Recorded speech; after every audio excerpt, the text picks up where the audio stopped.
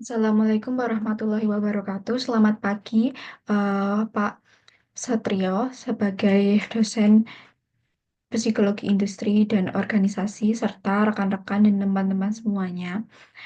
Perkenalkan, nama saya Citra Rahmadewi dengan NPM 22401037176 dari Program Studi S1 Manajemen.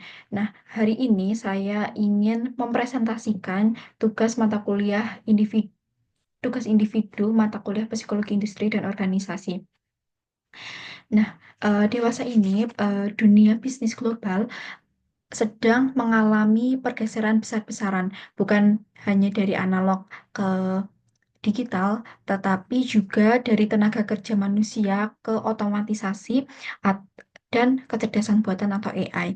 Nah, di balik pertumbuhan pesat pesat ini, perusahaan teknologi seperti Microsoft, Google, Meta, Dell, hingga Pos Indonesia justru terjadi gelombang pemutusan tenaga kerja atau PHK secara massal.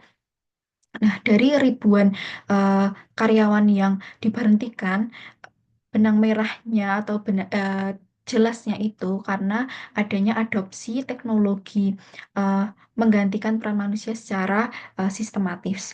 Nah, pertanyaannya, apakah ini pertanda kemajuan atau justru krisis bentuk baru bagi sumber daya manusia? Nah, presentasi eh, hari ini atau kali ini eh, akan mengajak kita menyelami alasan di balik fenomena ini serta dampaknya bagi dunia kerja dan strategi manajemen sumber daya manusia ke depannya. Next. Nah, eh, ini merupakan 7 perusahaan yang tadi saya awal sebutkan itu, yaitu ada Google, Microsoft, Meta, Dell, IBM, Duolingo, dan Pos Indonesia. Nah, di sini itu eh, merupakan banyaknya karyawan yang terdampak dari perusahaan-perusahaan tersebut. Nah, eh, saya akan menyebutkan salah satu perusahaan yang paling banyak mengalami atau mem-PHK orang, yaitu ada perusahaan Dell. Nah, ini karyawan apa sih yang terdampak? Yaitu ada divisi penjualan dan tim yang menangani produk lama, bidang teknologi dan engineering. Nah, alasannya perusahaan mem-PHK itu apa sih? Itu eh, karena perusahaan Dell itu mengembangkan layanan dan produk berbasis kecerdasan buatan atau AI dan teknologi IT modern yang dianggap sebagai sumber pertumbuhan baru serta strategi efisien dan restrukturisasi untuk memangkas biaya. Nah, terus ada eh, Pos Indonesia. Nah, Pos Indonesia ini tidak mem-PHK karyawan, tetapi eh, jumlah 1.000 karyawan itu karyawan yang sudah waktu pensiun. Namun, perusahaan atau Pos Indonesia ini memiliki ide atau rencana bisnis, yaitu mengubah tenaga kerja manusia diubah menjadi penggunaan robotik atau digitalisasi yang eh, menurut perusahaan tersebut dianggap lebih efisien karena dapat bekerja 24 jam tanpa human error.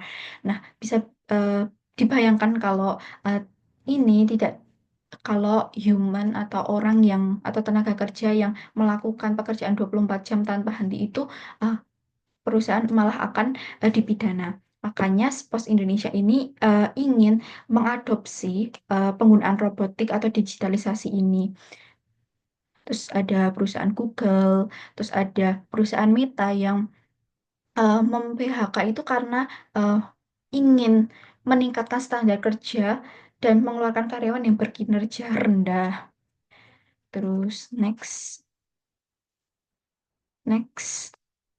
Nah, dari benang merah atau dari penjelasan tadi, 7 perusahaan itu, eh, kita tarik kesimpulan atau tarik benang merahnya, yaitu eh, PHK terjadi sebagai bagian dari restrukturisasi dan efisiensi operasional, terutama didorong oleh adanya adopsi teknologi otomatisasi dan kecerdasan buatan atau AI yang menggantikan tenaga kerja manusia.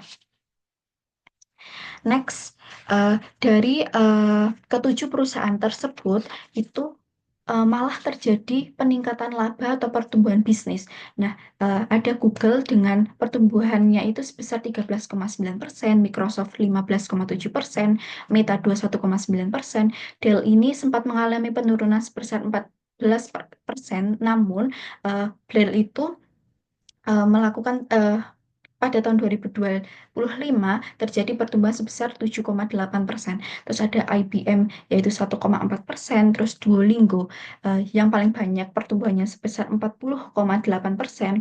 Terus ada Pos Indonesia sebesar 4,8%.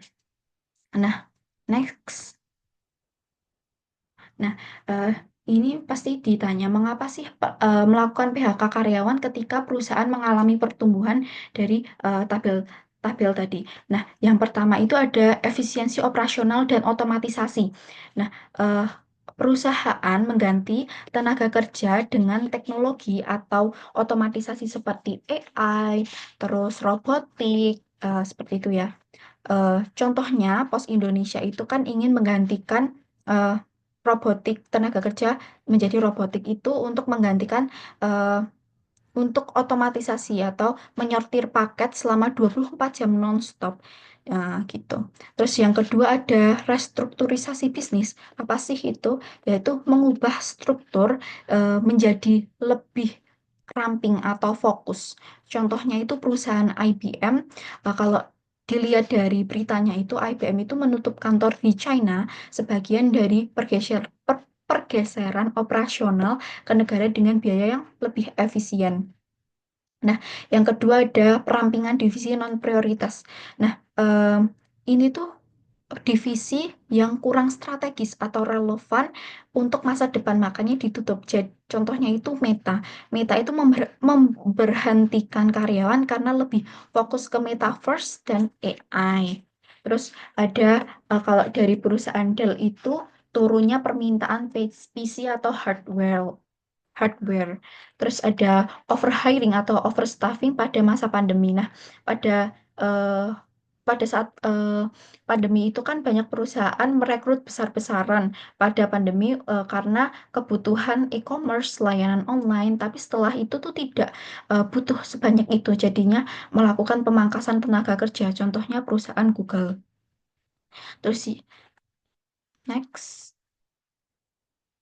Nah, penyebab perusahaan melakukan langkah strategis seperti restrukturisasi, efisiensi perampingan itu kenapa sih? Yang pertama, restrukturisasi. Restrukturisasi itu menyesuaikan struktur organisasi dengan em, arah bisnis yang baru. Jadi, eh, melakukan menyesuaikan struktur bisnis ke arah yang lebih baru. Yang kedua, ada efisiensi, yaitu mengurangi biaya seperti gaji karyawan, gaji-gaji seperti itu.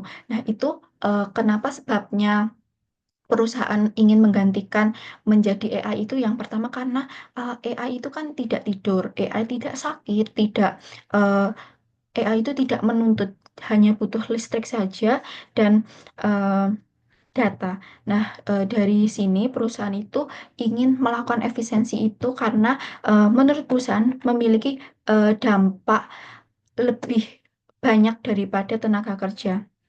Dan eh, kalau investasi ke teknologi seperti AI itu eh, teknol eh, eh, investasinya tuh besar di awal saja. Yang ketiga ada perampingan. Nah, perampingan itu artinya tuh menghilangkan bagian atau divisi yang tidak relevan lagi bagi masa depan perusahaan. Nah, itu contohnya itu perusahaan Dell. Nah, perusahaan Dell itu kan jadi perusahaan modern itu seperti startup besar. Nah, apa sih artinya? Jadi perusahaan itu selalu dalam keadaan survival mode atau survival bahkan saat mereka untung sekaligus.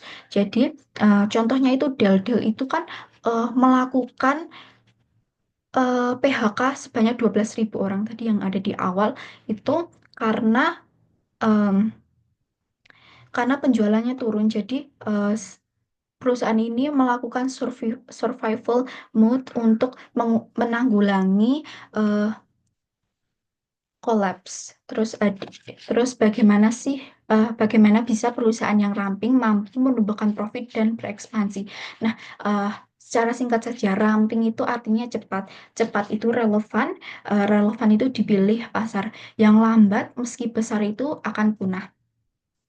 Pasar tidak peduli berapa banyak perusahaan mempekerjakan orang, tetapi seberapa cepat perusahaan memberikan solusi baru.